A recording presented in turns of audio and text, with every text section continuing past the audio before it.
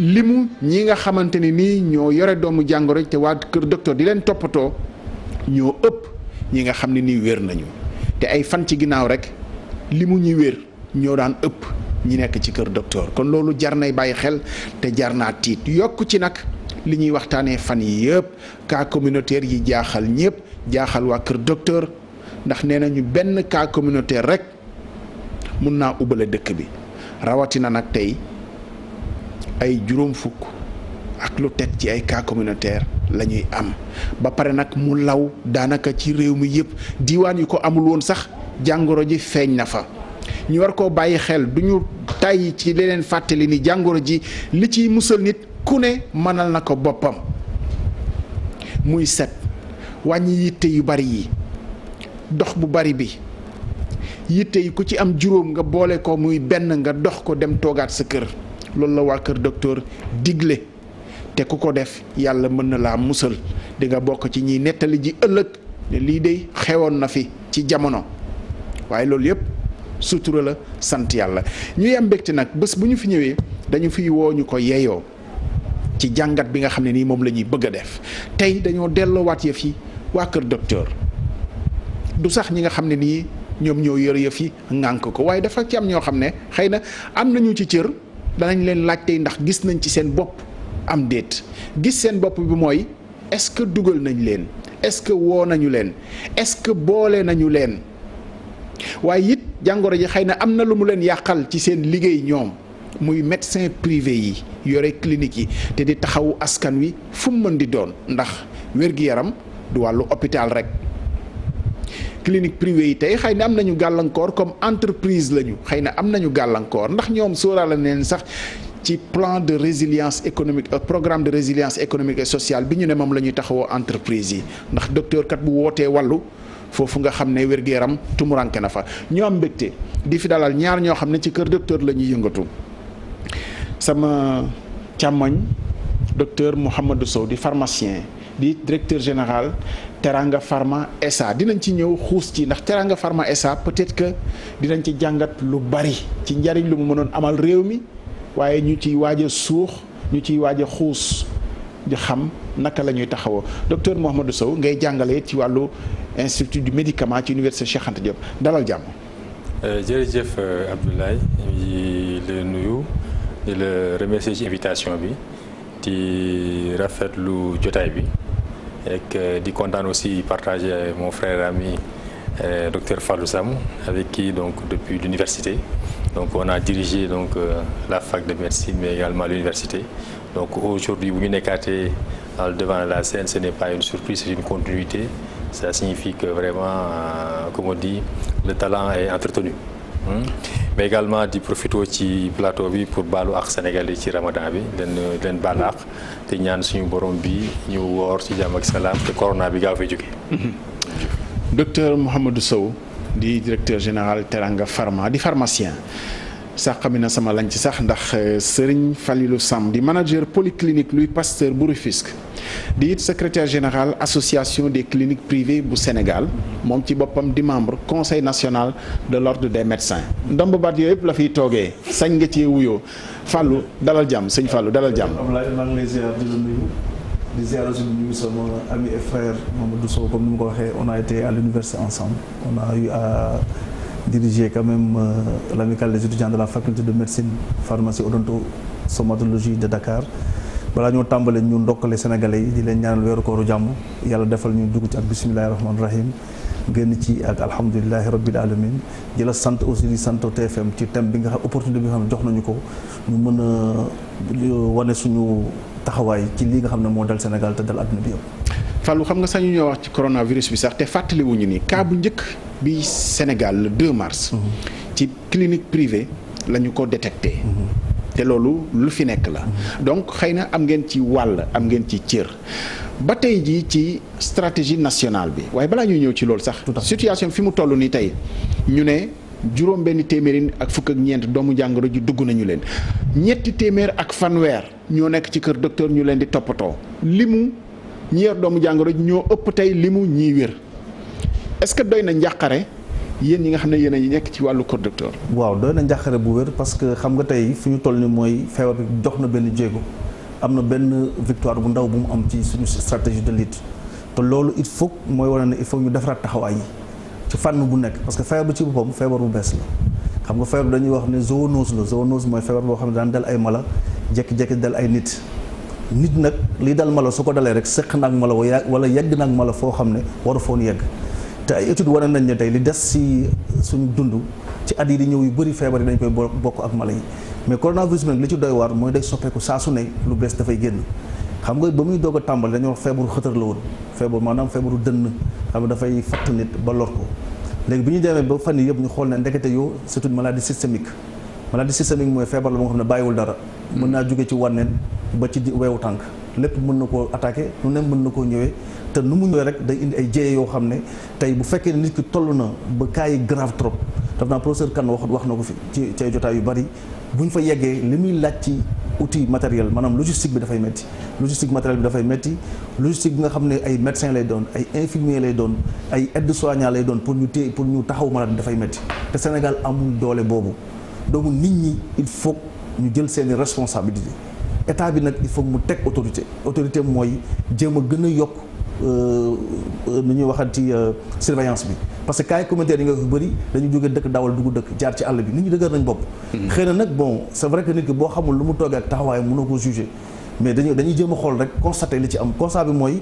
li indi problème bi yëpp mooy ba léegi li état bi wax ne nañ confiné wu nit ñi bañ a jógee dëkk dem ci dëkk nit ñi respecté wuñ ko te loolu état da ci war a indi autorité bu mat sëkk parce que ñooñu aussi tamit stratégie li ñuy def day yàq stratégie de lutte bi moom moo tax mooy nasaxal tey stratégie bi nga xam ne ministère de la santé teg na ko pour ñu mën a am ñu amoon ay résultats yu baax ca début ca njëlbeen ba nit ñi di ci bàkku mais nag virus bi moo bëggul dafa bëgg immunité quoi xam nga feebar dafa bëgg immunité bëggul naagu parce que gisoon nañ gars yi commencé woon ku nekk di jéem a wane sa bopp di jàjj sa bopp yaakaar na yow la te virus bi ko loo xamul lan la xamul lu muy ñëwee boo ci nekkee rek nga am responsable ba toll noonu da nga am maandute tey Mauritanie mi ngi nii amul système sanitaire autorité ak discipline moo tax feebar amatu fa tey Mauritanie ñëpp xam nañ tey ñu fi faju yu bëri fi lay ñëw Sénégal ñu ngi commencé di bâtir seen système àggagul fi Sénégal xaajagul léegi fi Sénégal toll mais li leen may seen résultat probant yi mooy autorité de l'État ak la discipline des citoyens te loolu moo manqué Sénégal. Fallou yéenay premier rempart vraiment parce que nit ñi léeg-léeg bu tawat jógee ci ñoom xëy na ñi ñu gën a jege ci clinique yi médecins privés yi ñooy njëkk a doon seen rempart est-ce que dajal ngeen lépp yéen pour nit bu ñëwee sax parce que dañuy ragal nit bu ñëwee ci hôpital ba ci clinique privée bi balaa ñoo xam lu mu indi sax mën na ko faa wasaare. bien sûr xam nga feebar sax dañuy wax ne ku ko am waroo bouger mais boo xoolee feebar bi ni mu dikkee daanaka dikk nu borom barke la dikkee. mais xëy na nit ñi dañuy dem ci kumpa aussi. dañuy dem ci kumpa parce que xam nga tey nit ñi bu ñuy ñëw ñi dugg avion ñoo ko fi indi donc borom barke ñoo dugal feebar bi ci dëkk bi te borom barke yi fajawuñ ci hôpitaux yi ci clinique privée la ñuy fajoo wax nga ko sànq tey cas bi njëkk a découvrir ay privé lañ ñoom ñoo def lépp def process ba mu mat ñu woo waa ministère de la santé ñu diagnostic ko doog wax ne di découvrir nañ premier cas au Sénégal ñu ngi nekk fii biir Dakar du ñu leen tudd seen tournée parce que c'est pas ça ne se fait pas donc privé bi moom dafa mës a jouer rôle parce que li ñu xamoon mooy la médecine privée au Sénégal c'est 40% de l'effectif ba léegi sax léegi mu jege 50% parce que année yëpp état bi jëlatul muy pharmacien muy médecin ku génn boo tax nga gis clinique cabinet privé yi bëri biir Dakar ak dans toutes les régions du Sénégal parce que recruter tuñu xale yi mënatuñu def spécialisation donc lu ñu mën def am seen doctorat dem ut seen benn kër gu ñu lee dafa nig yàlla di daan seen doole donc privé yi boo xoolee léegi 50% lañ de l'effectif même global de la santé ba pare li gën a am solo mooy 80% de la médecine de qualité fii rajo boo ko fi bëggee def week-end privé nga jëm bu dee guddi privé nga jëm yenn matériel sax bañ nañ ko privé yi ñoo ko am fii au Sénégal donc tey loolu force la bu nga xam ne dañ ko war a mën a utiliser ci fépp waxuma sax ci feebar xaar ba feebar am mais c'est-à-dire que dañu war a sax jàngataat système bi xool ñooñu naka la ñuy intégrer le système global parce que xam nga problème confusion bi am Sénégal mooy dañuy jaawale ministère de la santé publique et le secteur public de la santé xam bu ñu ministère de la santé publique c'est dañuy yaakaar ne secteur public de la santé kese la lii sax du feebar xëy na daf ko gën a wane mais daanaka ñun te loolu OMS sax moo ko njëkk a kaas ak bailleurs yi parce que dañuy xool ne chiffres yi ñuy joxe au niveau du ministère de la santé privé yi bokkuñu ci moo doon banque mondiale sax créé woon ay alliance du secteur public de la santé pour que ñu mën di joxe suñu chiffre parce que tey boo joxe ay chiffres te 40% de la valeur normale bokku ci chiffres yi valabletul moo tax ñu am difficulté pour définir des politiques de santé correctes dans nos pays. dinañ ñëw léegi xool schéma bi lan la dëggantaan vraiment entre clinique yi nga xam ne ñoo nekk ci koñ yi parce que ñoo gën a jege population yi ba yegg si ci comité bi nga xam ne nii mooy toppatoo wàll docteur Mouhamadou Sow du ma la interroger gum ci Teranga Pharma mais le docteur pharmacien laa bëgg sa xalaat aussi ci tolluwaayu feebar bi doy na jaaxle ni ko docteur Fallou waxee mais est-ce que mënoon nañoo séenu law bi xëy na gaawee nii surtout ci fan yu mujj yi. jërëjëf Abdoulaye effectivement non seulement jar na tiit mais en plus aussi waruñu bett lu tax waruñu bett parce que xam nga booy defi statistique da ngay xool ay du ñu naan ay tendance te boo seetloo bi yëf yi commencé dañu doon def ay échantillonnage maanaam dañuy jël lu mat ay 100 personnes di ko tester. donc boo ñu jëlee 100 personnes ñoom ay 10 15 mais. nga gis plateau bi mi ngi woon entre 12 ba 20. valeur bi gënoon a élevé c'était 20 cas positifs. mais bi ñu yokkee échantillonnage bi nga gis ni on est passé à 69. waaw pendant un mois d'ailleurs moyenne nu test yi 53 la woon. voilà en moyenne. am na jour yu ñu defee 100 même na jour yoo xam ne 20 lañ def donc si on fait la moyenne on était 53. loolu la ñuy wax un échantillonnage non représentatif. maanaam loolu boo ci amee jàngat bi ñu ci am dañ ciy juum parce que li jàngat bi maanaam du jël en compte les ñu koy waxee la réalité. moo tax fi ñu toll nii bala ñuy xam dëgg-dëgg mbir mi fu mu toll il faut ñu def un échantillonnage représentatif maanaam ci gox bu nekk. ci Sénégal bi ñu ne dëkk yi la am mais dëkk yooyu bu ñu ko ciblé également ñu def fa grand échantillonnage bu ñu ko defee moom moo ñuy won effectivement mën nañ def ay extrapolation fay modélisation mu may ñu xam léegi kañ la pic bi di ñëw parce que fi ñu toll nii même ñun on peut pas dire que ni pic bi yegg si na. pic bi mooy fi nga xam ne maanaam pic mooy xam nga dana toll ca njombaxtaan xam nga maanaam courbe lay def. courbe maanaam nii lay def day yéeg. di yéeg ba yéeg ci njom ba mu sës mais bu sësee foofu nag dootul yéeg maanaam day taxaw te yow gis nga ni sësagul loolu sësagul ndax réalité bi dafa changé gis nga ñaari fan yi yëpp ñu ngi ci ay 60 ça signifie que par exemple bu ñu defoon 1000 tests bu ñu testoon 1000 personnes mun na yéeg peut-être 100 wala 200 donc fi ñu toll nii mënaguñu am benn une bonne compréhension moo tax il est important ñu ajuster stratégie bi lan mooy ajuster parce que booy def booy jiitee mbir bëgg liggéey di anticiper dafa il faut nga am capacité d'ajustement maanaam da nga war a anticiper yi nga doon def xam ni am na beneen variable bu ñëw il faut nga ajuster parce que équation su bëree variable rek da ngay juum. donc da ngay wàññi say variable maintenant pour ñu wàññi variable bi il est important vraiment même pour man c'est plus qu'important aujourd'hui li ñu naan le test massif c'est surtout rapide. léegi dafa nekk nécessité ak urgence ndax lu tax dañu ñuy wax transmission communautaire maanaam ñoo xam ne dañuy bouger mais xamuñu fu ñu koy jëlee. donc de ce fait kooku boo ko tracé wul yow munoo xam léegi moom géographiquement yan espace lu occupé woon ba mun a wàll keneen ah donc de ce fait bu ñu defee ce qu'on appelle un test massif mais surtout test rapide. Ça nous permet au moins de ñu identifier ce qu'on appelle les porteurs sains. ak les porteurs ñuy wax ñi nga xam ñoom am nañu doomu jàngoro bi te amuñu feebaruñu bi nga xamee ni tamit ñooñu bu ñu leen tracé aussi ñu xam fa la ñu nekk ñu mun a élargir donc li ñu war a tester donc loolu bu ñu ko defee yaakaar naa ni rapidement mën nañu def projection boo xam ne dañu xam pic bi kañ lay ñëw. mais docteur xam nga il y a deux écoles quand même qui s'affrontent. am na ñoo xam ne seen option mooy dem ci test massif am na ay pays yoo xam ne ci àdduna bi décidé wu ñu def test massif. te ñaar yëpp je pense que ça se défend mais xëy na fi xel yi téye mooy def test massif pour cas yi feeñ te amuñu nu ñu leen toppatoowee loolu doy na tiitaange quand même. parce que gëm nañu ni suñu système sanitaire. waa Kër Docteur ñoo ko yàgg a wax. ñi yor comité bi bu yëf yi bu fexe leen ba bu yëf yi ëpp loxo parce que suñu système attanu ko mel na ni que ci loolu la ñu jëm. waaw mais xam nga dafa am benn affaire boo xam ne dafa simple dafa am benn ñaari tableau fii nekk il faut Sénégal comprendre soit. dañ koy song daan ko mu gaaw ñu reprendre la vie normale soit ñu continuer di mu nekk une maladie endémique. Leewtoo bi de moom mooy avancer rek ñun. fi mu toll nii dañoo xam nga lan mooy endémie. maanaam léegi day bokk suñu dund. te loolu musiba la. te loolu li ma ci wax rek mooy aujourd'hui c'est pas deux écoles qui s'affrontent. C'est une question d'option. tey boo xoolee Corée du Sud dañ jël option bu leer. bi feebar bi yegsee boo xoolee Corée du Sud ak Vietnam bu Vietnam dañu tiré leçon ci syndrome de Strasbourg 2002 bi. mu reyoon fa ñu bari soloon leen bi affaire bi ñëw dañu jël option bu leer ñoom ak Corée du Sud teg ñetti clé mooy masqué mooy masqué yi.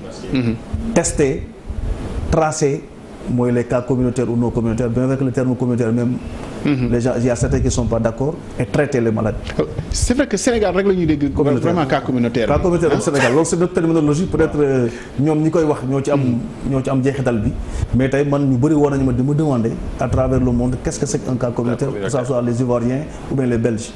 bi ñu def ay vidéo il me dit mais on a entendu dañoo dégg foofu Sénégal ngeen tudd ay cas qu'est-ce que ça veut dire j'ai essayé d'expliquer c'est un défaut de traçabilité d'un malade qui a été atteint te xamuñu fu mu ko wute Sénégal moo ko am peut-être bon c'est une terminologie peut-être c'est une stratégie de guerre parce que xeex bi aussi pays bu nekk dafa génn stratégie am mais nag li gars yi war a xam mooy on n'invente pas la roue tey programme mooy test yi pays yi am résultat ci feebar bi yëpp dañ def ay test de masse boo demee Corée du Sud dañ teg ñetti clé yooyu testé ñëpp xam leen mën leen traité rapidement. Europe Allemagne moo fa tani. Allemagne 200 000 tests lay def. Allemagne dañ ko très tôt.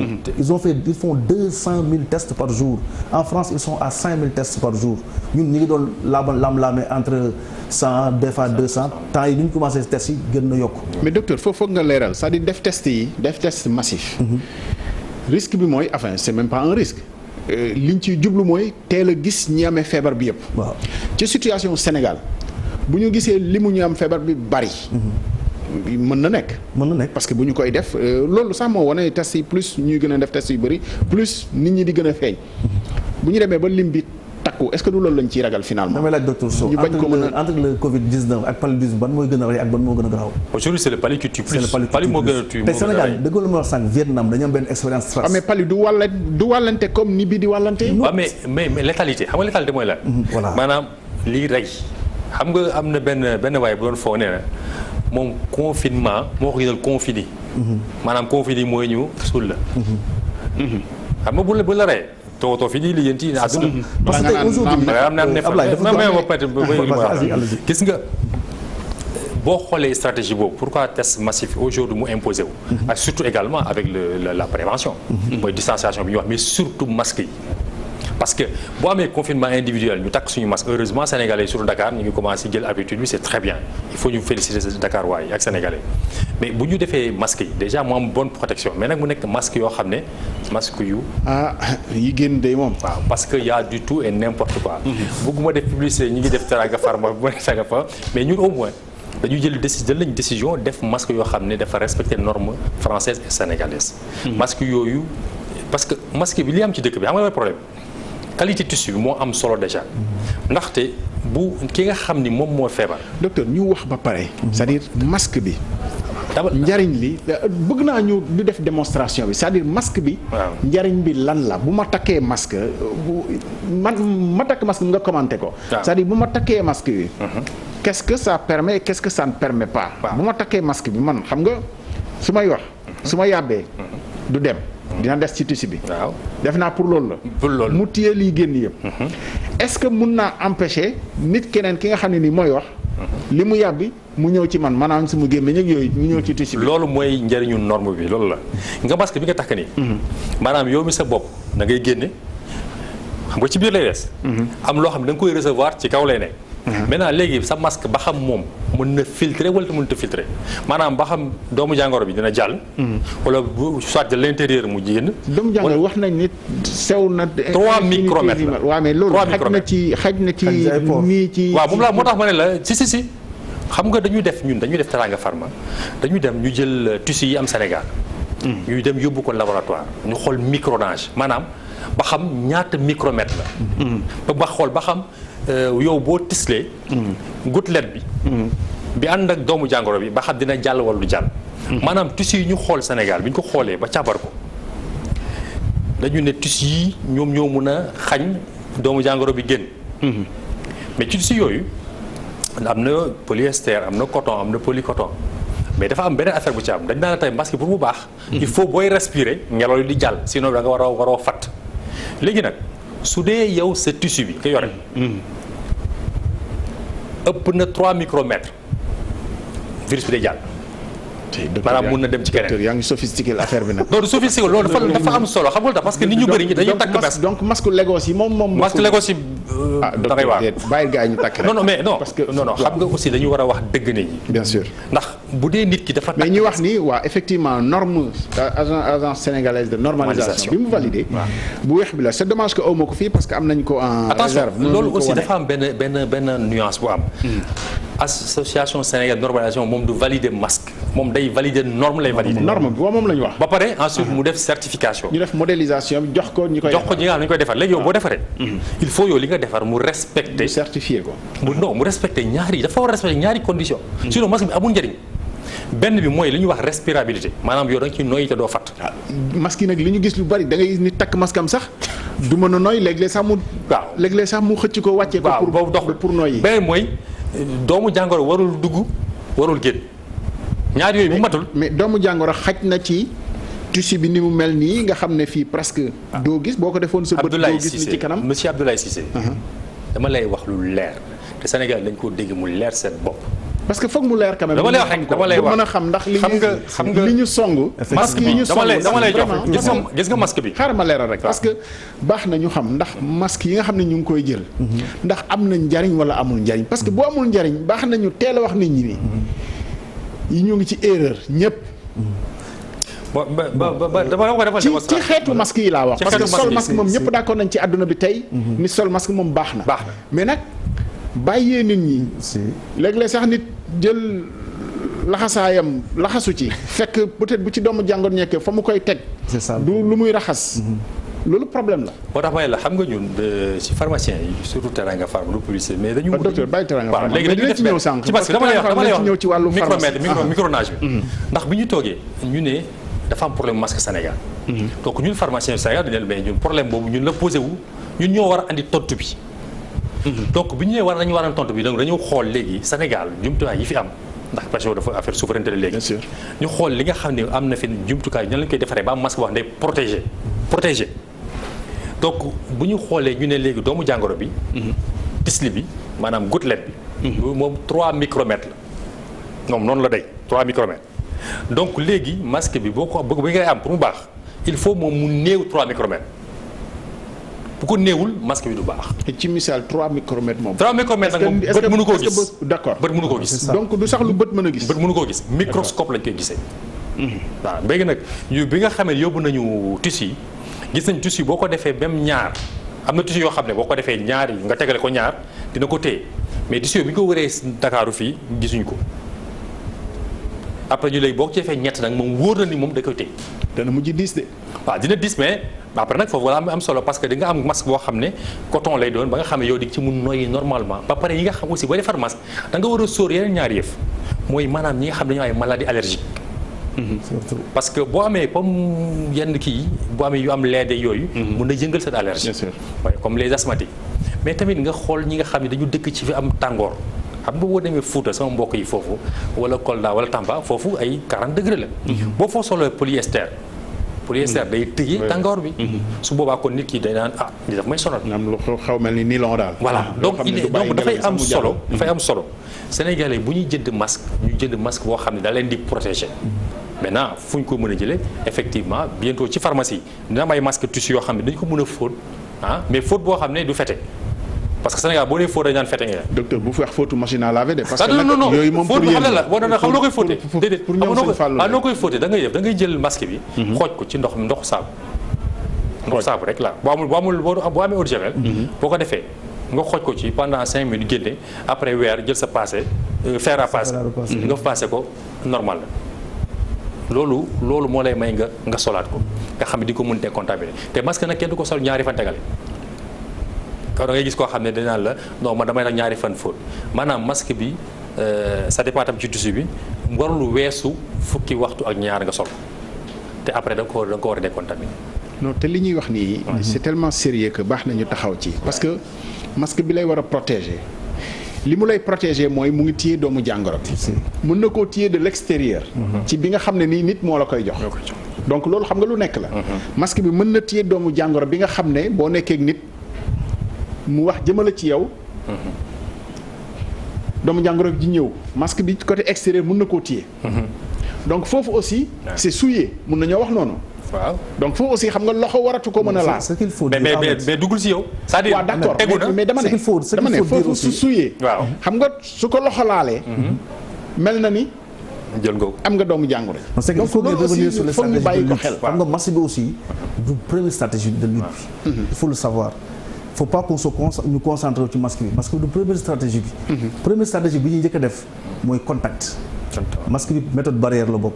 contact bi d'abord li ëpp solo muy nit ñi nañ toog seen kër bañ a génn bay disante koo xam ne da ngay seqal moom masque. deuxième bi mooy foo génne ba ñëw na nga raxas boo nekk si biir kër na ngay faral di raxas sa loxo parce que doomu jàngoro bi mën na wàllante ci nuyoo. loolu mooy méthode yi masque bi dañu la da nga koy takk boo demee ba xam ne xëy na génn moo des wala ngeen toog ci mbooloo moom la wax critères yi nga wax critère de normalisation yi muy wax noonu te masque yi mën nañ ko am mais l'essentiel c'est une méthode barrière. méthode barrière bu nga xam ne dafa am ay normes yoo xam ne dañu ko respecter pour mën a protéger mais li njëkk a protéger mooy le confinement d'abord mooy parce que le virus est à contact dépendant. tant que dajawoo nit doo ko mën a wàll tant que joxoo loxo nit du la ko mën a wàll donc raxas sa loxo. bu fekkee ne am nga nekkoo foo xam ne mën nga raxas sa loxo nga utiliser gel hydroalcoolique mais foo gisee ndox ak saabu nga dem raxasu ba set te ñu bañ jokkalante bi ak saafonte bi. maintenant nag masque bi boo demee ba xam ne génn moo des. nga xam da nga war a génn wala comme dañu war a ngeen war a toog ci mbooloo nga xam ne distanciation 1 mètre bi ñu def ni mënuñu ko respecter nga tàkk sa masque foofu la nag masque bi doog a utilité am doog a ñëw mais du waruñu concentré wu ci masque bi premier concentré fi ñu war a concentré wu moo di ne le confinement. maanaam toog leen seen kër. maanaam waruñu parce que nee naa yor naa masque rek allez mën naa génn léegi effectivement voilà parce que aussi dafa mel ni bi masque yi dugg see gis nga dëkk bi activités yi dafa mel ni dafa tàmbaliwaat embouteillage yi tàmbaliwaat na mais Abdoulaye man foofu ma d'accord un peu parce que man dama jàpp ni économie xam nga crise sanitaire la ñu nekk moom mooy générer crise économique te war nañu suñu dëkk amuñu doole donc ñun dañu war a suñu stratégie war na ci bokk ñu gaaw a génn ci déconfinement bi c'est que à la fois war nañu liggéey pour que ñu stoppé. mais docteur pour l'instant. ci mesures yi nekk mooy couvre-feu bi. ak wàññi génn bi. waaw mais jusqu'à bañ nañ ko ba yeewi nañ sax liggéeykat yi wàññi leen seen i heure 9h ba 15h ñu war a wàcc ñibbi. defe naa loolu ay restrictions la. donc mënuñoo tenir le discours de sol leen masque rek après dem doxi seen i yitte. non waxuma li ma bëgg a wax mooy. xam nga def stratégie da ngay def court moyen long terme. nga def ay projection. fii ak le 4 xam nga le 4 foog ñu def benn réévaluation le 4 mai. président foog mu xool ba xam dafay yokkaat ba école yi. ba xam dañ koy kii mais est-ce que par exemple dans le cadre président war na ci xalaat est-ce que aujourd'hui am année blanche boo comparé année blanche ak ñu jëm a xool nu ñuy xale yi ñëwaatee ut ay méthode de barrière ba nga xamee xale yi dañu mën a jàngi te du ñu wàllante. c'est une question à se poser parce qu'une année blanche c'est très cher. aujourd'hui économie bi nga xam ne taxaw na à Dakar mais est-ce que vous imaginez l'impact sur la richesse? non mais docteur mais defe naa ni stratégie nationale bi tey dañoo d'accord ni non d'accord naa ci loolu dañoo d'accord ni wér-gu-yaram bi mooy priorité lépp mooy priorité mais dama la wax priorité mooy dañu stopper c'est-à-dire dañu fexe ba nga xam ni le plateau bi ñu war a am dañ fa yegg c'est-à-dire aujourd'hui moo tax il est important ñu identifier rapidement les porteurs sains. boo jëlee aujourd'hui am na beneen problème bu am Sénégal fi ñu toll nii itam war nañ ko wax mooy xabadi gi am ci guddi gi ñiy génn. mais je pense que là aussi ak ñiy traverser les régions parce que gis nañ surtout le cas de Tivaouane. donc il est important aussi defe naa non seulement la sensibilisation mais mu am benn stratégie bu gën a large au niveau des maires xam nga am na lutteurs yi temps yi amuñu liggéey mais bu ñu leen jëlee ku nekk koñ bi nga dëkk parce que xamante nañu ñu def benn veille mën a téye xale yi seen i kër nga xam ni guddi comme ni ko waxee nit ñi duñu génn fu mën a lawal affaire yi. parce que vigilance bi ak répression entre guillemets pour que mu am ñoo xam ne dañuy surveiller seen i koñ xale bu génnee la toogal comme bu ñu respecté couvre-feu loolu moo ñu may ñu téye ko. ñu confiné ko mais bu ñu nee ba nga xam atteindre nañ suñu plateau. ñu appuyé wu ci ay relais communautaires. yu bëri mën na même militaires yi sax bàjjenu gox yi mën na bàjjenu gox yëpp mais bu ñu dee nag ba nga xam ne léegi atteindre nañu plateau bi ba ñu envisager la descente. mais su voilà nag ñu xalaat ci stratégie de déconfinement. mais selon vous kañ la ñuy atteindre plateau boobu. mais justement xam nga fi toll dox mënuñu ko am. parce que il faut ñu am un échantillon représentatif. xam nga par exemple boo jëlee parce que chiffre boobu du ñu ko wax lu bëri mooy ñaata suivi contact la ñu am actuellement. Sénégal ministère buy communiquer du communiquer ci chiffre boobu. mais à travers ce chiffre là mun nañu am benn projection par exemple bu ñu nee aujourd'hui ñu ngi suivre 5000 personnes. boo nee 5000 personnes lay suivre donc 5000 personnes sur 2 fois 14 jours ça te fait sur 2 mois. Sur 1 mois su ma amee 20% de cas positifs 20% de cas positifs su ma amee confinement bu baax ba nga xam ne léegi ñooñu du ñu am dañu transmettre keneen donc 20% yooyu dama koy pondérer mais léegi 20% yooyu par exemple 1000 la 20% de 1000 c'est 200 200 yi bu ñu ku nekk bu wàllee ku nekk 3 personnes ñaar lay jox 3 fois 2 600 yoo nga xool yow sa capacité lii ñaata la. ensuite en fonction des zones géographiques ba xam di nga mën a alterner donc su boobaa ngay am benn capacité nga koy mun confiner de façon plus claire ensuite nga am benn stratégie boo xam ne avec les masques et avec également les solutions et tout dana la may au moins di nga am benn visibilité sur le temps mais aujourd'hui kenn amul visibilité. c'est qu'ils ont fait une modélisation c'est li muy wax noonu moom la ñuy wax modélisation mathématique bu épidémie amee. waaw ils font des modélisations. ñu ngi dem mais c'est que li am problème mooy modélisation bi ay chiffres nga koy def c'est une modélisation mathématique. il faut nga am les vrais chiffres. pour avoir le bon modèle. plus chiffre bi di jege réalité bi plus modèle bi di baax problème bi ñoom mooy problème modélisation mathématique bi te problème bi mooy il faut qu'on évite de faire l'économie de la santé. Il faut faire la santé de l'économie c'est l'homme qui fait évoluer l'économie et non pas le contraire l'exemple mooy la ñu nekk nii nit ñi toog nañ seen kër économie amul mais dañu bëgg bu ñu reprendre dañu am ay nit ñu nga xam ne am nañ la bonne santé ñu mën a liggéey pour économie dëkk bi mën a yéegaat jëm ci kaw te loolu pour ñu am ko il faut état bi indi autorité bi kenn du ko laam-laame c'est le ministère de la santé le ministère est assisté par des techniciens yoo xam ne dàqu ñu leen jàng ñenn ñi sax xëy na suñuy professeur lañ. mais li am problème ci lutte bi instant yi nii fan la problème bi nekk mooy doomu jàngoro bi la kenn maîtriser wul tey boo xoolee docteur Sow au début de l'épidémie on disait que le Covid c'est une maladie pulmonaire.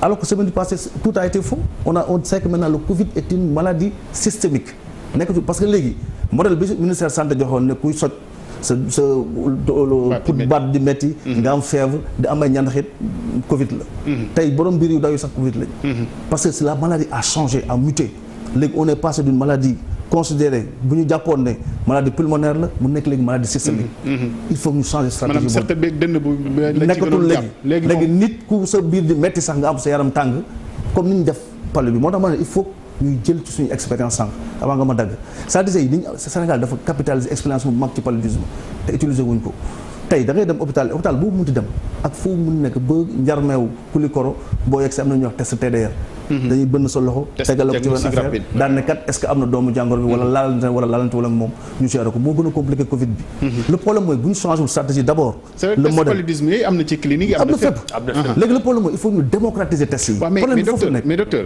Fallou xam nga ba léegi aussi différence bi mooy paludisme du wàlle bi yomb wala boog dadul wàlle sax parce que li la koy jox leneen la beneen vecteur la mais du wàlle comme ni Covid bi di wàlle Covid bi kii ñëw feebaram moo la koy wàll ñoom ñaar ñëpp ay maladies infectieuses lañ te boo xoolee paludisme bi moo gën a graaw te comme ni Ahmed wax sànq il est devenu endémique maintenant c'est que dañuy dund ak moom chaque saison amul sedd amul tàngaay dañuy gis palu te Sénégal pourtant am na ci résultats yu probants exemple boobu ñu jël démarche diagnostique boobu ñu jël ci palu bi lu ñu ko may mooy lan décentralisation démocratisation des tests loolu benn la.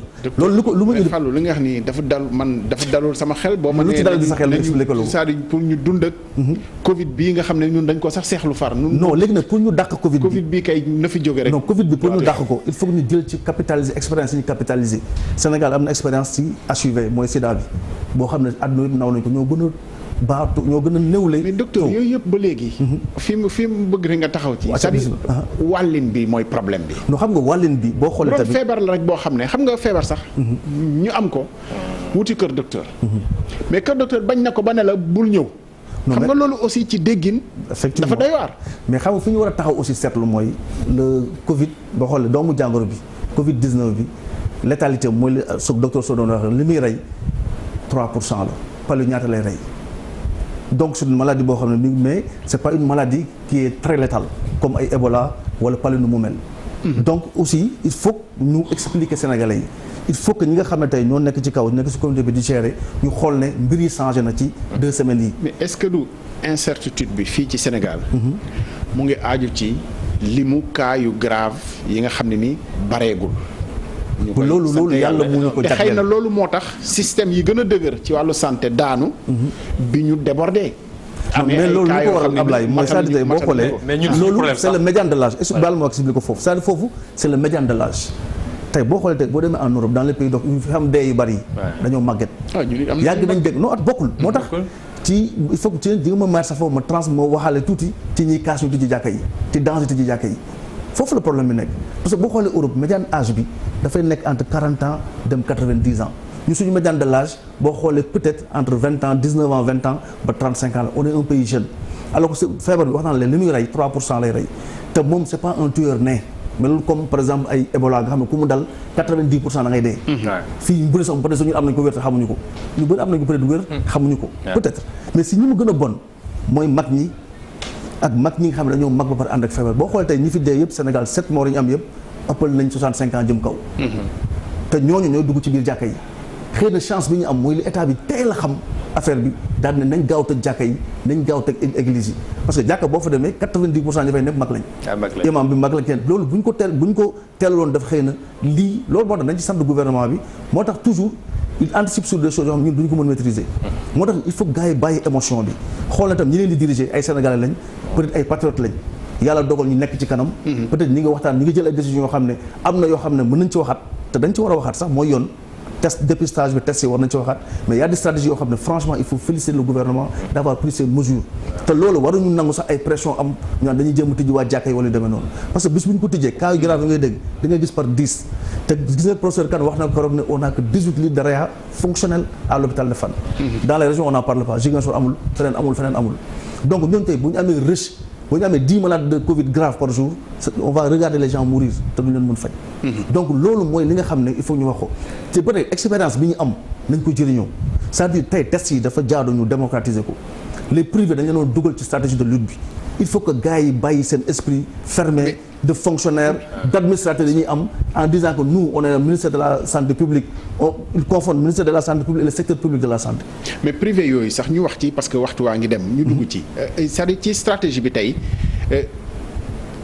fan ngeen ci toll yéen privé yi est-ce que am na loo xam ne ni relation hiérarchique la wala relation de travail bu dox ci diggante privé yi ak comité bi nga xam ne nii mooy toppatoo wàll bi c'est-à-dire soo fa détecté woon.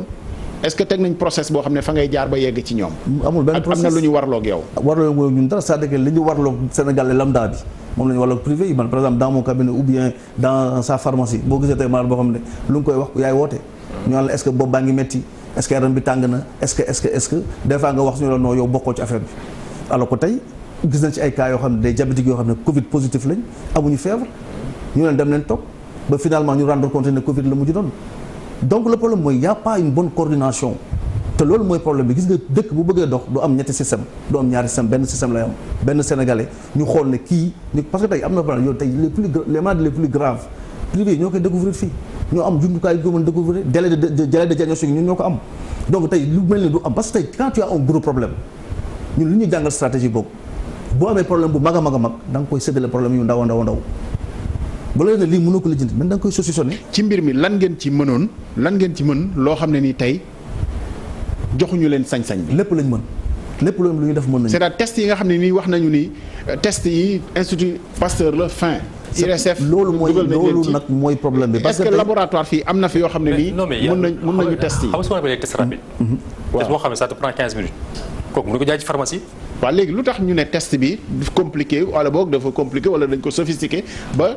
mennum Institut Pasteur rek moom moo koy def. xam nga loolu problème bi foofu la am parce que tey aujourd'hui mën naa la citer ñett ñoo xam ne tey pare nañ pour def ko IRSF toog professeur boobu nga xam ne moo ñu jàngal nekk moom dugg na ci circuit bi sax léegi dañ ko dugal circuit bi tëj ko dañu wax ne dëgg non il faut qu'on se dise la vérité depuis bi ñu ko si dugalee ba pare je peux vous dire ici et devant tous les Sénégalais que Mboup defagul lu mat 40 tests Thiès lañ ko jox Thiès amatul cas ñu ne ko mu toog xaar c'est une manière politique mais les tests il y a benn Institut Pasteur moo ko fi def te Mboup nee na la mën naa def aujourd'hui 11 000 tests par jour par exemple IRD bu sama xarit docteur Soxna nekk ils ont été clairs processus yëpp validé nañ ko dem ministère de la santé ne leen ñoom mën nañ def tests yi am na beneen labo boo xam ne labo privé la xëy na dama ko mën tudd fii boo xam ne ñoom soumission nañ ba ñu xam ne mën nañ ko tudd mën nañ def tests yi mais ñun question bi ñuy posé rek te yàgg nañ ko posé mooy pourquoi l'Institut Pasteur et les autres te yow sa option mooy sa option bi nga jàpp mooy def test massif yi loolu rek mooy solution. non pas test massif par contre des tests massifs et ciblés. c'est une partie de la stratégie. C'est une partie de la stratégie. ciblé la parce que suñu ciblé par exemple tey bu ñu nee la cas bi ay cas communautaire moo tax le danger des cas communautaires foofu la amul benn sens.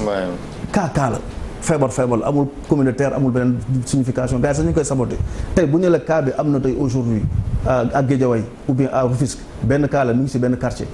doo def da ngay ñëw def benn stratégie ciblée am na ñu mu jokkal au lieu ngay ñëw ferme le quartier ou bien nga jël pâté de maison bi nga testé ñooñu xool loolu moo la may permettre nga mën a combattre les cas communautaires yi ñuy wax parce que y a des porteurs asymptomatiques waa ji mën na daje koo xam ne mën na ko gis et puis la traçabilité bi ñu wax asymptomatique mooy koo xam ne feebar baa ngi ci moom waaye amu ci benn mandarga doomu jàngoro dafa mën a wàlle ci moom te da ko mën a wàlle loolu mooy danger bi saqatul gisuñu ko ci moom par exemple ñun tey pourtant mën na ko wàlle mën na ko wàlle tey clinique privée yi bu ñu delluwaatee ci privé yi dès le début de la crise ñun suñu alal ñoo ko moom dañuy joxe suñu alal joxe suñu bakkan li gën a garaaw ñiy liggéey dañ xëy na dañu am lu ñu warloog gouvernement di dem di liggéey ñun dañuy ñëw na leen on a recensé dans toutes les régions du Sénégal 10 cliniques yu nga xam ne au début ils étaient prêts li ñuy yóbbu si hôtel ñu yóbbu ko ci clinique yooyu ñu nekk fa ñu boole leen stratégie ba lutte bi et c'est des Sénégalais c'est pas parce qu'on veut de l'argent on ne veut pas de l'argent mais on est des Sénégalais on a appris avec le franc symbolique ñun Sénégal lañu far Sénégal moo tax tey ñu mën toog fii di wax c'est pas nos parents ils n'avaient pas les moyens on a appris avec le franc symbolique bu premier cas bi la ñu wax ne avec notre président docteur Diallo il est allé voir le ministère ñu réunion ñu ne ñun on est prêt à vous accompagner sur tout ils nous ont promis des équipements qu'ils n'ont jamais donné actuellement ñun on est au combat. yéen tey yéenay débrouillé ci li nga xam ne mooy stratégie de guerre effort de guerre bi yéen. suñu alal lañ ciy def ba léegi suñu masque la ñuy utiliser parce que dañoo dañuy jox EPI mooy équipement de protection individuelle yi au cas boo amee cas bu suspect nga mën ñëw sol ko mu bañ la wàll ko dem wàllu si njaboot masque yi ñu nangu woon ci grossesse yi kon ñëwul ci yéen. gisuñu dara ñun daal mën naa la wax ni fii aujourd'hui les cliniques privées au Sénégal gisuñu lenn loo xam ne jóge na ci gouvernement bi jóge ministère de la santé du équipement du stratégie bu ñu boole waxtaan daal dinañ ko def dinañ def li mais bu ñu waxee dinañ jox équipement yi on a absolument rien vu alors que aujourd'hui stratégie bi suñu si boole woon ça pouvait être beaucoup plus facile parce que kuy yenu te mënoo yenu da ngay ut ko la jàppale c'est-à-dire que ñun dès le début on a dit au gouvernement on peut venir participer à la lutte on met à disposition ñu def listing bi dem si suñu groupe WhatsApp ne képp ku si yor clinique parce que njëkk si groupe yëpp ñooy propriétaire clinique Sénégal yi muy naar di Sénégalais di portugais leneen on a dit aux gens ku bëgg participer joxeel gars yi ñoom ñëpp ils étaient prêts à donner ñu dem réunion ministère gars yi ne te li may wax ñoom ñu ngi may dégg duñu ma weddi ñu ne leen bon léegi les EPI yéen a ko yore na ngeen si jox ñu mën a participer stratégie bi on nous a dit oui on a absolument rien vu li gën a grave moo di ne mépris bi quoi moo grave c'est-à-dire aujourd'hui on parle des impactés yow ki joxe bakkanam joxe alalam kan moo gën impacté on nous parle d'hôteliers on nous parle de transporteurs on nous parle d'autres alors que tey les médecins xam ils ont des cliniques privées ils ont investi certaines cliniques privées au Sénégal et à Dakar valent plus que certains hôtels yi ñuy wax dañuy impacté wu parce que on a une partie hôtellerie ba pare on a investi sur du matériel de diagnostic qui coûte excessivement cher et parmi ces cliniques il y a des gens qui travaillent qu'avec les expatriés avec certaines catégories de Sénégalais ces gens ne voient plus les malades comment vous allez faire avec ces gens-là est-ce que le transporteur est plus impacté que ce médecin-là c'est là où se trouve le problème. gisoo leen seen bopp yéen ci premier point bi nga xam ne boolewuñu si dara programme de résilience économique et sociale premier axe bi santé la. premier axe bi santé la parce que on vit une crise sanitaire. da ngeen ragal mu dem ci public bi rek ci li nga xam ne. mais dem na si ba léegi parce que ils ont sorti 361 millions ay motivation médecin public yi lañ ko joxuñu ko privé yi donc pour vous dire que est-ce que ministère de la santé la ñu am bu fekkee dafa am ministère de la santé pour le secteur public dañu ko wax mais ñun les privés on ne nous mêle à rien. maanaam c'est vrai que tey bu Sénégalais yi di bàkk docteur Sow maa ngi ñëw. ñu finir fii rek bu Sénégalais yi di bàkk suñu personnel sanitaire bi c'est vrai xel yi day dem ci petit personnel u centre de santé. bi nekk fii centre de santé fële infirmiers yi infirmières yi. ba ci sax. hygiénistes yi parce que ñooñu aussi dañ leen di fàtte mais ñu am solo la ñu ci feebar bi nii ci dispositif yi parce que médecin bi du dugg te hygiénistes yi lijjantiwuñu set geek gunge ko sax ba pare mais médecin privé yi clinique privée yi ñi ci nekk ñëpp te am wàll ci xeex bi bokkuñu ci dara. mais li ma la mën a wax moi je suis le secrétaire général de l'association des cliniques privées du Sénégal ñun ñooy bind boole leen ñu ci wutuñu ci ñaari Mali waxuñu ñu boole ñu ci pour. ba pare te yéen am ngeen kàttanu sot. bokk ci jàpp ci xeex li ci gën a grave ñun ñoo ko yore. li ñu mën a mobiliser tey ñun ñoo ko yore parce que tey privé yi ñoo fi mën a jóg yenn heure di def impact bi mooy tey day am nañ un collègue bu nga xam ne il est à Louga il a diagnostiqué benn Covid ñu tëj clinique am 15 jours kenn jox njabootam kan ma doon jox ñu lekk kan ma ko doon toppatoo kenn toppatoo. waaw te gis nga clinique bi xaw ma ndax noonu laa ko war a waxee déet sax le maire de Wakhinane dem na fa ak le sous-préfet defe naa xaw ma le préfet ba ñu tëj ko wax ki naan. parce que abus d'autorité la loolu dañ ko bàyyi parce que booy tëj clinique dafa am yoon booy jaar mais abus d'autorité la man je suis membre du conseil de l'ordre yooyu yaa ma ko yëgal ba yow nañ xool sax est-ce que médecin boobu nangam ak nangam du maire mooy tëj ay clinique loolu abus d'autorité abus de position la amul droit def ko préfet bi amul droit def ko qu'on se dise la vérité il y a un organe qui s'appelle l'ordre national des médecins du Sénégal qui est là pour faire la police de la médecine au Sénégal s'il y a un problème quelque part quand même depuis longtemps doon dimbale askan wi xëy na aussi peut-être même bu conditions hygiène yi baaxul defe naa ni du tëb rek. non c'est qu'il faut qu'on évite dans ce pays de politiser tout gis nga affaire Covid bi politique ci ëpp doole dafa mel sax nekkatul une crise sanitaire quoi boo xoolee nit ñi ñuy doxalee les responsables politiques par là dafa mel ni ñuy xawaare lañ ko jàppee ñoom seen bopp ñu jël affaire bi au sérieux parce que quand je vois des gens donner des masques le problème gis nga dañu naan Covid bi amul ordre intermédiaire docteur mais Covid dina ordre intermédiaire au Sénégal parce que ñi joxe masque yi ñoo nekk ordre intermédiaire yi parce que bu nga xëy suba bëggoon nekk ci dëkk bi fu ne ku ne nga tàllal ko masque boo delee sa kër yóbbu feebar à coup sûr les cas communautaires yi wax yu bëri ci yooyu lay jógee parce que y a des mauvais y a des gens qui croient qu'ils font bien les choses alors que ñoom ñooy danger sax problème bi tey boo joxe ay masque soxla woon toog taxaw ci mbedd mi ku ñëw nga joxalante ak moom di joxalante ak moom feebar bi mais nañ organiser wut quartier bu nekk ñoom benn point focal bu ñuy teg masque yi ne diw mi kat boo fa demee da ngay tijji fenêtre bi raxas sa loxo ak kii dugal sa loxo mu jox la masque bu ñu nee transport yi bàyyi masque yi ci gare routière yi am ku koy joxe c'est ça ku koy joxe mais c'est-à-dire bu mu bëggee tey mais ordre intermédiaire mooy ñiy joxe katu masque yeeg joxe ñu naan dañuy def ay sensibilisation les Sénégalais sont suffisamment sensibilisés problème bi léegi dañ bàyyi raxasu bi ak sol masque yi ñu wax stratégie bu wóor bi dépistons les Sénégalais traçons les Sénégalais essayons de les traiter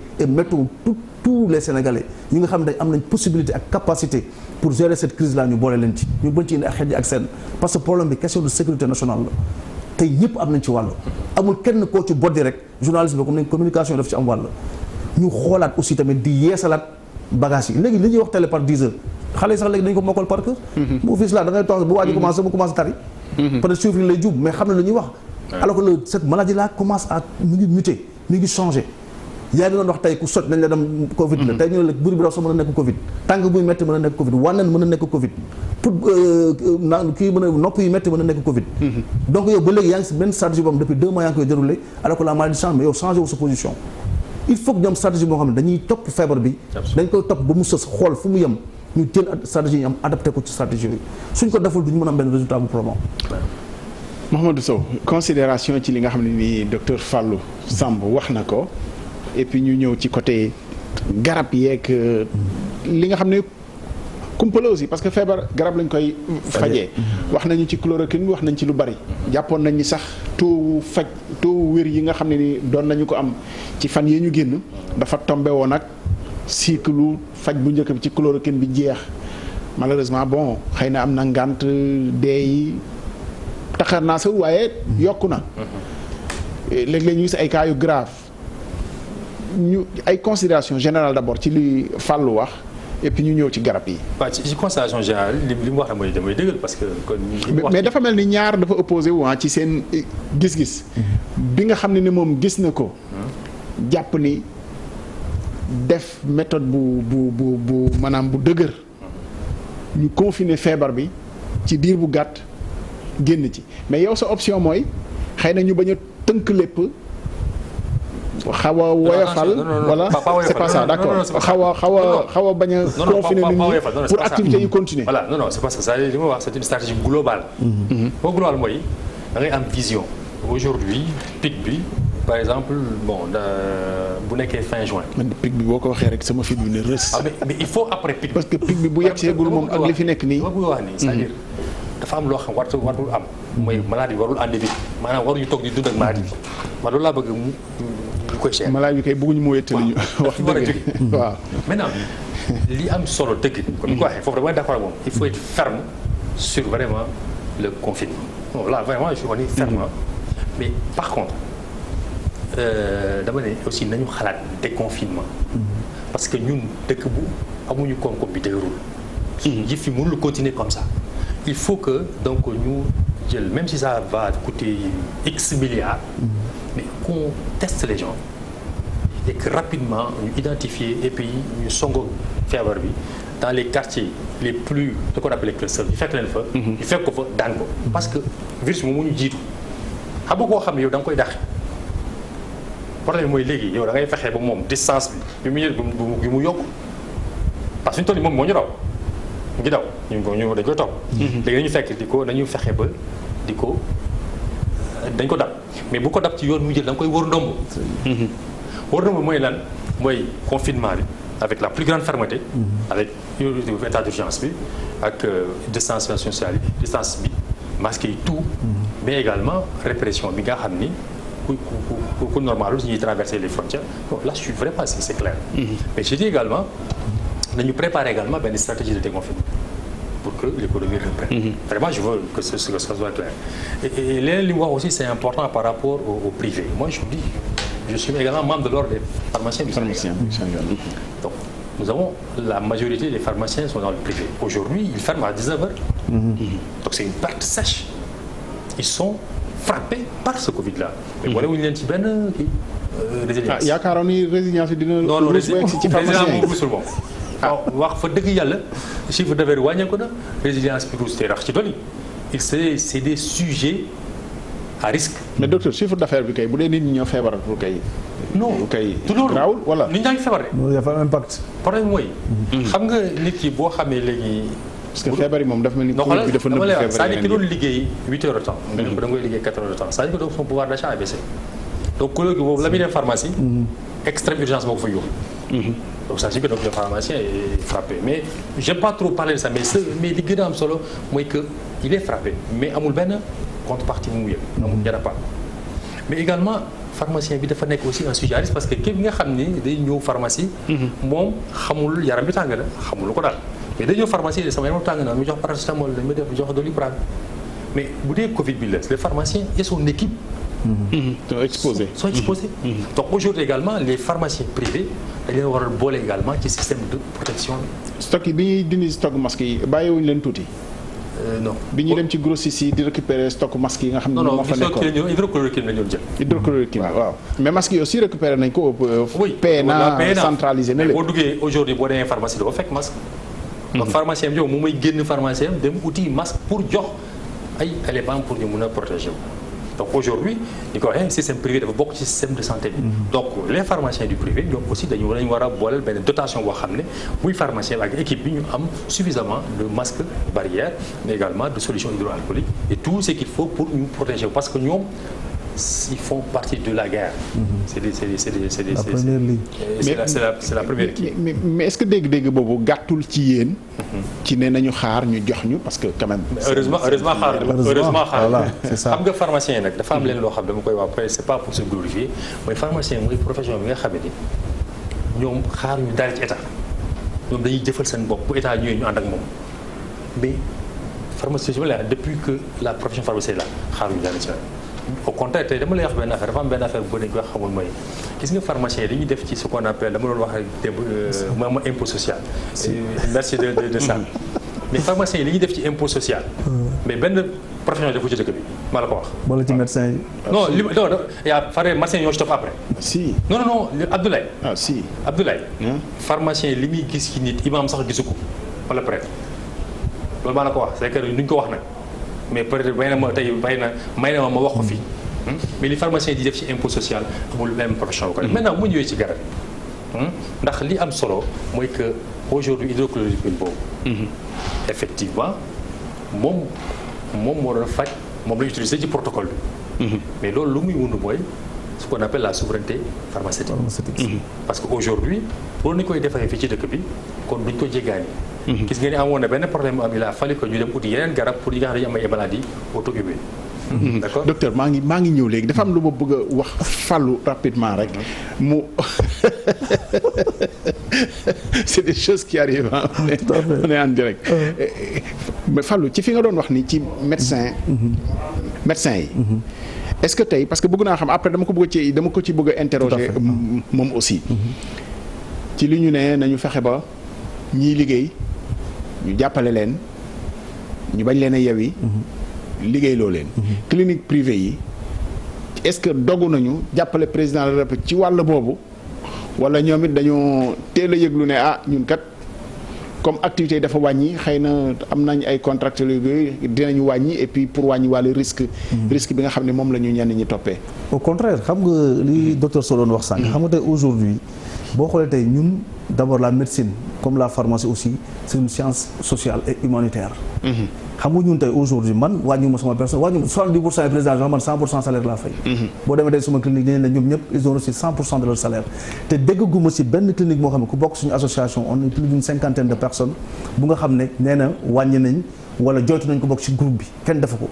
xam nga tamit ñun ay góor lañ dañuy même bu méttee day ñuy métti mais dañuy noppi parce que li ñuy def wax naa leen ñun ñëpp on a appris avec le franc symbolique xam nañ ñi Sénégal defar tey Sénégal bu ñu soxlaa xaaruñu musuñu xaar état. tey ñun ñi nga xam ne dañu am ay clinique privée pharmacie privée ou autre li bëddugu naar di fay la ñuy fay patane sax dañu koy fay la ñu fay ko te pourtant kenn musuñu dégg 70% yi président dox ñun dañuy fay 100% de salaire. man sama clinique par exemple tous les ñi fa nekk employés yi fa nekk yëpp ils ont reçu le salaire à 100%, ils sont payés avant le 5. Ça c'est valable pour moi, c'est valable pour tous les autres patrons de clinique. Problème bi nekkul foofu c'est-à-dire ñun waxuñu pour ñu jox ñu dañu wax parce que dañ ci bokk dañu wax parce que tey dañu war a defal Sénégal bi nga xam ne moo ñu jox li ñu nekk tey dañ ko war a delloo njukkal dañu war a permettre ñu liggéey si. tey am na koo xam ne dafa nekk ci benn laboratoire bu mag loolu ma wax mu ne man dewuma ministère pour ñu jox ma bi ñu ma laajee contrat dama leen soxlawuma contrat.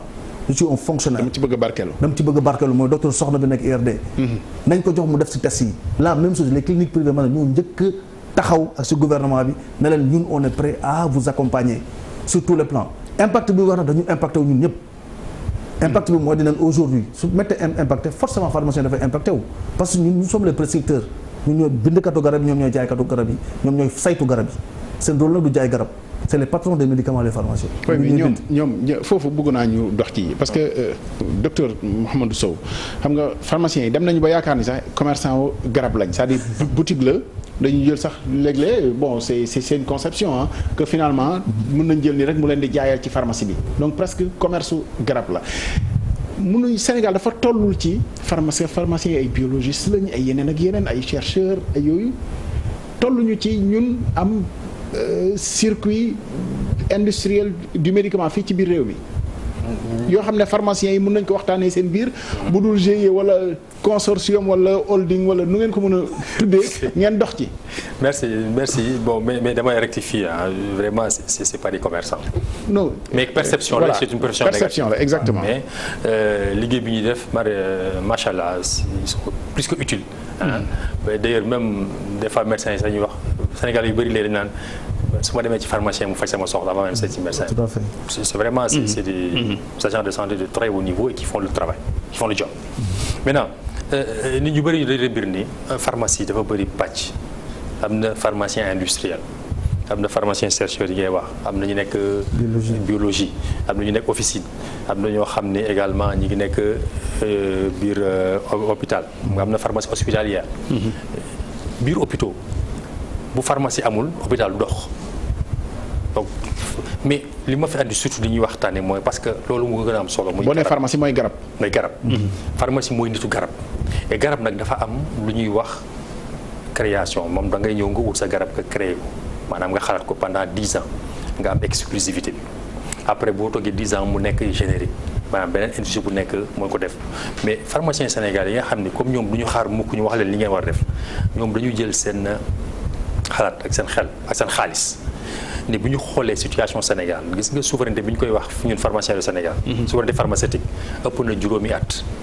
ñu ne lii xam ni moo am ci dëkk bi jaaduwul lu tax boo seetloo Sénégal mooy dëkk boo xam ne amoon na ay industrie pharmaceutique multinationales yu fi newoon. Parc Davis moo fi nekkoon ba 2001 ay Allemand ñoo ko moom Pfizer ñoo jënd ko Sanofi mi ngi fi woon. moom it nekk fi ay français ko moom ba 2017. par entreprise tunisienne muy Médis. ñu dem seen yoon. Pfizer décembre 2017 ñu tëj dàq Sénégalais dem seen yoon. aujourd'hui Médis am nañu ay problème mettre nañu en donc te boo xoolee ñi nga xam ni ñooy defar garab Sénégal gisuñ ci ay sénégalais moo tax pharmacien Sénégal médecin ñu ne ñoom léegi dañuy changer donne boobu moo tax ñu créer seen pharmacie industrielle te loolu vision bi mooy. assurer souveraineté pharmaceutique d'ici 2029 et de vraiment loolu mu leer ci bopp nit ñi mooy que pharmacien jóg nañu pour changer donne boobu. te loolu bu ñu ci li ñuy bëgg mooy ci at yu néew plan bi ñuy def plan décennal la maanaam plan bu war a def ci fukki at fukki at yooyu mu bu ñu fa yeggee maanaam Sénégal dootul jéggaani garab loolu la ñu loolu la plan bi def maintenant bu ci état bi jàppee plan boobu ñu def ci fukki at. mun nañ ko wàññi ba juróomi at dootul jéggaani garab mooy lan c'est-à-dire dañuy créer suñuy garab parce que am na garab yoo xam ne am nañ ñu ko moom. mënuñ koo defar. voilà moo tax du ma citer léegi tur mais industrie bi ñuy defar maanaam dafa teg ci ñetti ponk benn mooy dafay defar garab yoo xam ne ay garab générique.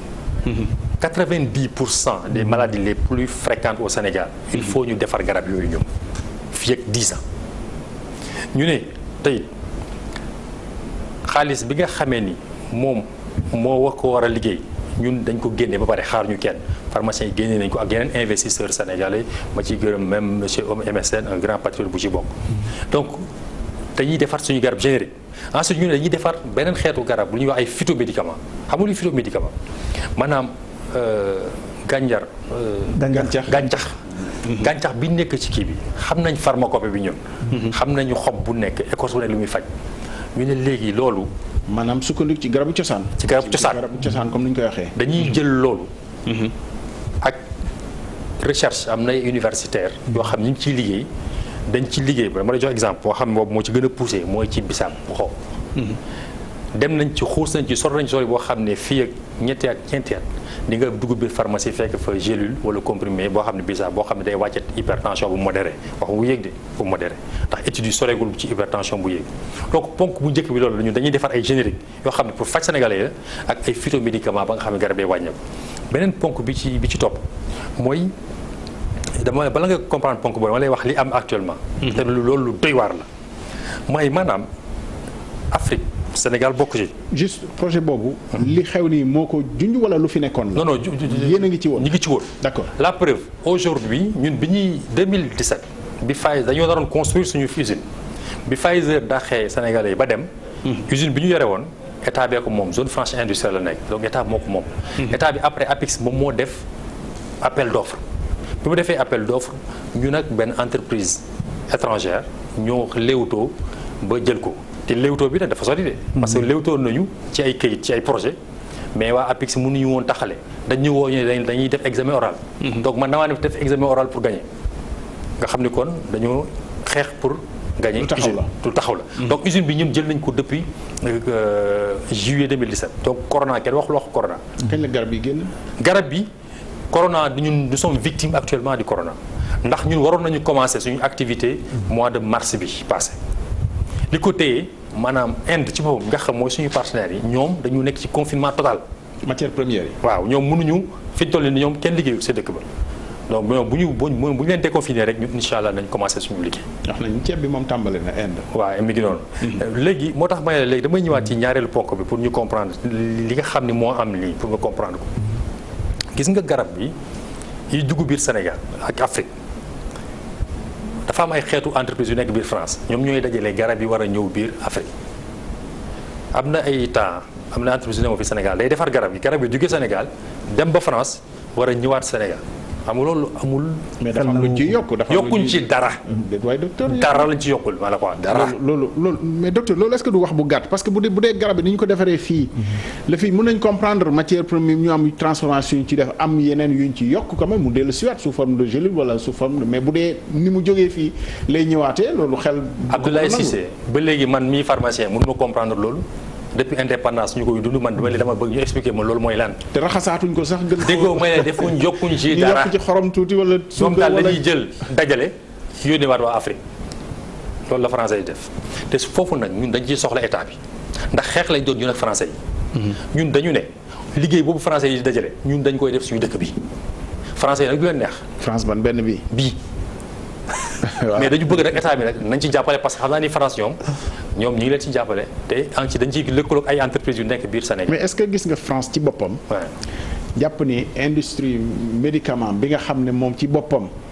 jàppoon na ni lu bari daf ko doon defaree finalement entre Inde ak Chine moom ci boppam dana rapatrier ay activités. mais foofu laay jëm ci ñetteelu ponk bi. ci moo tax man ñun suñu projet bi ñu bind. dafa Amérique naka noonu. parce que àdduna bi li ñu yëpp la doon far ci garab di ko defaree diggante Inde ak Chine. ñu yaakaar ni tey ñoom danañ jël décision rapatrier seen activités yi wàññi seen dépendance vis-à-vis de l'extérieur notamment de l'Inde et de la Chine. Abdoulaye ñun pharmacien Sénégal dañu gëm suñu bopp dañu ne li nga xamee ni indiens yi def nañ ko marocains yi def ko tunisiens yi def ko égyptiens yi def ko ñun dañ koy def dañ koy réussir dañ ko gëm ñu jàppale ñu ñàkk a jàpp dañuy dem te dañuy gëm ni dañuy réussir ndax xarañ boo xam ne dañ ko mën a réussir mais ñetteel ponk bu ma lay wax na xam nga ñaareel ponk bu ma lay wax ne ñun dañ koy def maanaam loolu dañu bëgg ñun dañ koy def activité boobu léegi c'est-à-dire bu ñu ko réussir fii ak 2025 Dakar mooy nekk ëpp pharmaceutique maanaam fii la garab yi di jógee di dem biir Afrique ñetteel ponk bi mooy lu ñuy wax sous-traitance parce que dëkk bi fi ñu toll nii muy États-Unis muy France ñoom ñëpp dañuy defaree ji Chine Inde ay garab. wala ñu jëndee ji fa matière première. wala ñu jëndee fa matière première même des fois sax lu bëri fa la ñu ko defaree. après benn partie bi ñu yóbbu ko foofu da ngay ñëw gis benn boîte ñu bind ci fabriqué en France mais li ci jiitu. Inde lañ ko defaree. defaree ko biir France moom xam nga lu ñu ci def dugal ci boîte bi ñu def ci fabriqué en France ñu andi ko fii ñun nee nañ nag fii Sénégal suñu usine bii nekk Mbao dafa am lu ñuy wax référentiel grand groupe yooyu yëpp ku nekk da nga am ay exigences qualité donc ñun dañuy yëkkati suñu exigence qualité ba nga xam ne dañuy respecter li grand groupe yi doon outil Inde ñun dañ koy def fii loolu bu ñu ko defee nag moo ñuy may bu ñu boolee ponk bu njëkk bi maanaam garab yi ñuy defar boole garab yi ñuy dajale boole garab yi ñuy defaral tubaab yi ñuy defee biir Inde loolu bu ñu ko boolee loolu moo ñuy may souveraineté pharmaceutique ci 10 ans mais nee naa la bu ñu état bi jàppale nag mën nañu ko andi fekk 5 ans 7 ans. mais est-ce que xam naa ni peut-être dégg nga ko président entre octobre ak 2 fois de suite président daal ci conseil des ministres. soññ na ministre de la santé. pour mu gën a baral projet industrie pharmaceutique fii ci biir réew mi ci seen bos la wala ci soññ la pour mu gën a yaatu ñëpp xaj ci. waaw ñun nag soññ bi dégg nañ ko waaye wax bala moo neex jëf accompagner ko.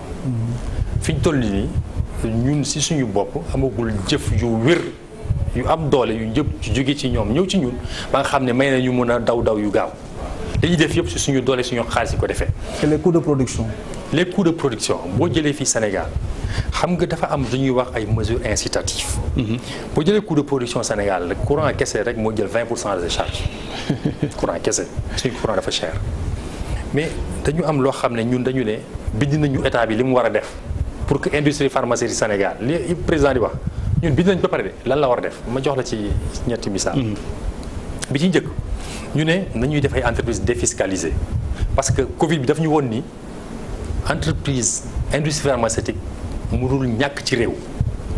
France bind na benn liste. produit nee na bu mu génnati biir France. chloroquine bi day buñ ko defarewul fii balaa ñu ko am. xëy na léegi ñu am relation diplomatique yu baax a baax pour mën cee am. te stock bi bari woon na sax ndax ñu jotoon récupérer xamul loolu.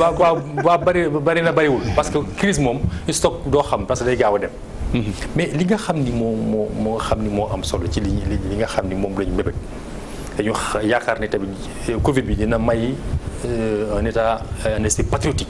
ba nga xam ni ñëpp état ak Sénégal nañ ci ànd pour que ñu pousse industrie pharmaceutique sénégalaise un nouveau départ. xam nga entreprise défiscalisée bu ñu ko defee. daf ñuy may investissement yi ñuy def maanaam lépp loo xam ne ko doon fay comme fisc comme impôt. dañ koy dugalaat ci investissement te ñun d'accord nañu pour état bi ñu contrôler tous les ans. te di ngeen fexe garab gën a yomb. garab gi day gën a yomb day gën a baax ba pare ensuite day doy. mais di moytu bu def souvent aussi bu ñu lëkkaloog pharmacie yu mag yi. gis ngeen polémique bi nga xam ne nii moo juddu ñu jàpp ni souvent Afrique dañu fiy tester. médicaments yi nga xam ne xëy na bu ñu ko valider mu jëriñ àdduna bi yëpp rawatina occidentaux yi mais bu ñu koy testé ci seeni filière la ñuy jaar fii la ñu koy testé see loolu aussi est-ce que am nañu ay paravent ba yéen parce que souvent aussi dañuy dugg ci capitalu yenn entreprises yi comme lu mel nii xamuñu koy capital tudd nga fi MSN bon club du Sénégal ay privé lañ je pense que c'est très bien parce que ci jotaay bi li ñu fi wax yëpp mooy paaru privé yi nañu dugg ci yenn secteurs yi donc boo ñu tuddalee kooku ku mel ni ki patron boobu MSN bokk ci club des investisseurs du Sénégal je pense que c'est important. Absolument. mais dama bëgg a génne benn li nga wax léegi loo xam ne loolu amul maanaam ñooñu def seen i test lu ñu jaar ci ay entreprise pharmaceutique maanaam ñooñu bu ñu ñëwee.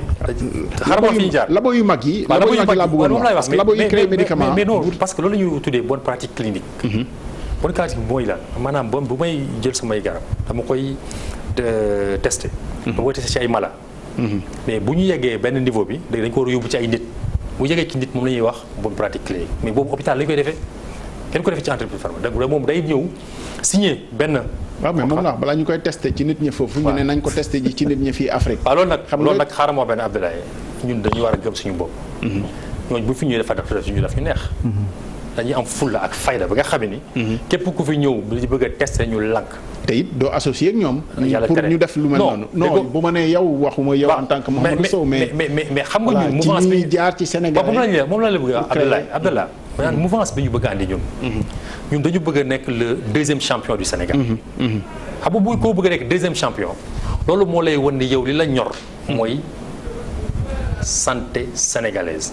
ñu am une plus grande santé pour ñu gën a mën a liggéey pour Sénégal jëm kanam parce que gëm nañ leen bu dee ñun pharmaciens yi médecins yi réussir nañu nekk une grande multinationale sénégalaise ñu dem ba am ay filiales en Afrique dañ jox exemple yeneen secteurs yi sénégalais bu nekk ci secteur am boo demee ba def fa nga nekk un champion bu ñu dajalee champion yi Sénégal defe naa ni ko dina jëm kanam. gis nañ fi ay tradipraticiens wala sax fi ñuy nekk ci phytothérapie bi. am nañ fi professeur Bassène ràññeeku na. vraiment moom mooy sax point focalu phytothérapie ci ministère de la santé vraiment.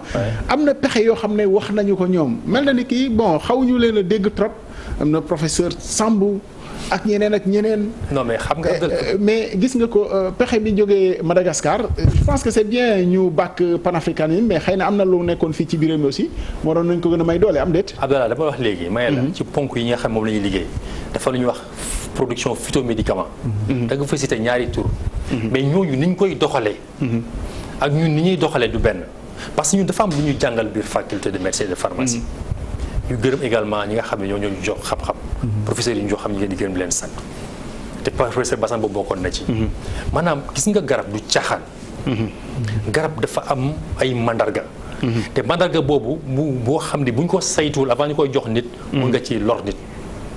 mooy surtout bangar bi nga ëpp solo mooy doone garab gi day faj rek. mais da nga war garab boobu buy faj tam warul andi beneen loraange. c'est important. donc bala nga yegg statut booy jox nit ki mu naan garab bi. nga war a am na protocole booy suivre ba nga xam ni garab bi bés bu koy naan nañu xam ñetti doses yi. li ñuy wax dose thérapeutique dose toxique ak dose létale. létale c'est ça. ñetti doses yooyu boo ko xamul musiba nga mën a àndi ci biir dëkk bi. mais ñooñu nag loolu la ñu jotee ak ñoom.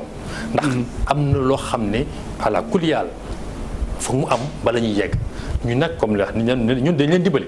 ndax ñun bu ñu demee ba jël phytomédicament maanaam gàncax kooku def ko mu nekk ay garab ñu koy jaay ci pharmacie dañu xam ni am yoon bi nga jaar ba nga xam ne ñoom seeni garab mën nañu ko jaay ci ay pharmacie. docteur Fallou ñu tàggoo rek. non li may wax rek mooy arracher un sourire pour encourager le chic parisien. mon ami et frère Ahmed c'est initiative bi ñu am initiative boobu ñu am parce que tey boo xoolee suñu génération ñun ñëpp pratiquement ci privé bi lañ nekk et on a joué un très grand rôle dans le développement du secteur privé de la santé au Sénégal. c'est ñooy njëkk am génération bu am courage yu dem def ay cliniques privées tijji ay cabinets privés ba xale yi topp ko mais loolu dafa am loo xam daf ko fàtte wax moo di ne. il faut que mu bokk ci politique gouvernementale su gouvernement bi dugul loo xam dara du sotti. président de wax na ko ñaari yoon conseil des ministres. waaw mais il faut mu ànd ak jëf nag ñu seede la yaakaar ni parce que joxe na consigne ministre de la santé. il faut mu ànd ak ngay jëf ñu gën koo baral rek. ñu gën koo baral ba pare gën a déglu ñi ciy yëngu aussi. parce que mënoo toog sa bureau rek yow bëgg réfléchir une politique bu nga xam ne yow concevoir loo parce que projet boo gis dafa am ñaari façon dafa am l'âme du projet et l'esprit du projet si tu veux faire l'esprit soo boo bëggee def esprit bi te amoo âme bi du dem parce que âme bi ki ko concevoir di ko dund chaque jour moo su mën a fii lañ mën a jaar pour mu gaaw mën nga nekk ne am diplôme yi loo neex am statut bu la neex am prérogative yi loo neex mais tant que woo ñi koy dund chaque jour di ci jëlee li ñuy lekk di ko yóbbu seen kër di ci développé nga waxtaan seeg ñoom doo dem fenn. te vraiment médecin yi warul mën a am xëj ak seen ci médecin privé ak public defe naa ni yéen a bokk jotaay. effectivement gëw ma ni am na sax xëccoo ci diggante bi. politique décision politique aussi warul mën a indi. tout à fait xëccoo xiiroo surtout ci contexte bi. te bu fekkee ni amal ngeen njariñ stratégie nationale bi. xàcc ak dóor rek la nañu bàyyi ñëpp dem ci sot. tout à fait sot ci sot bi.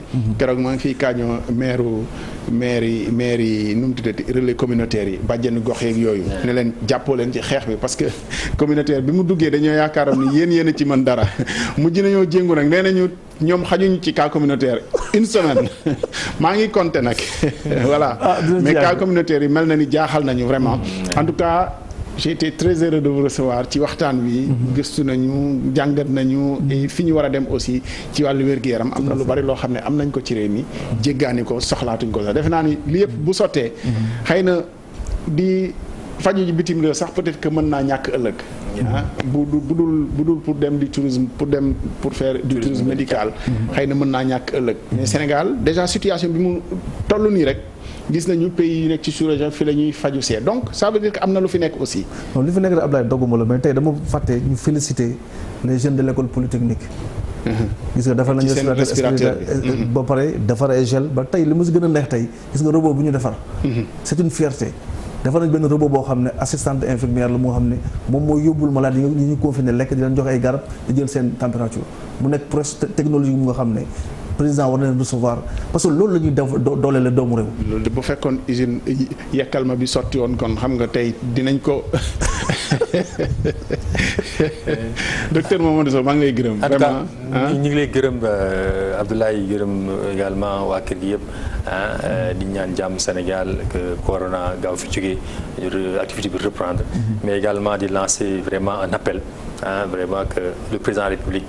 wax na que ni la souveraineté pharmaceutique dafa war a am. jot na mu def ay jéego yu wóor pour que souveraineté bi ñu dëggal ko fii ak 2025 ñu am suñu souveraineté. et puis le corps médical tous ensemble privé public ñëpp jàpp ci xaj. nañ am benn système rek parce que li am solo rek moo nañ jël Sénégalais teg ci digg bi c'est ce qu'on demande. docteur Serigne Fallou Samb nekk manager polyclinique Louis Pasteur bu Rufisque di secrétaire général association des cliniques privées du Sénégal en même temps membre du conseil national de l'ordre des médecins cumulaar la de Mamadou Sow directeur général de Teranga Pharma SA mooy affaire bi war a dox ci garab gi industrie beeg yooyu en même temps pharmacien jërëjëf ci kanam programme télévision Futur Média koor gi tàmbali na incha allah ay bés bi di ñëw suñu heure dañ koy gën a wàccee tuuti pour mën a gën a dem dàq koor dem rang mburoog affaire yu jaxate yooyu buñ ci jógee sax dem lijjanti ko merci de nous avoir suivis. jërëjëf vieux xaabu nañu xaabaabal tuuti mais clim bi moo xawoon fort sentiruñu heure bi jërëjëf merci beaucoup voilà.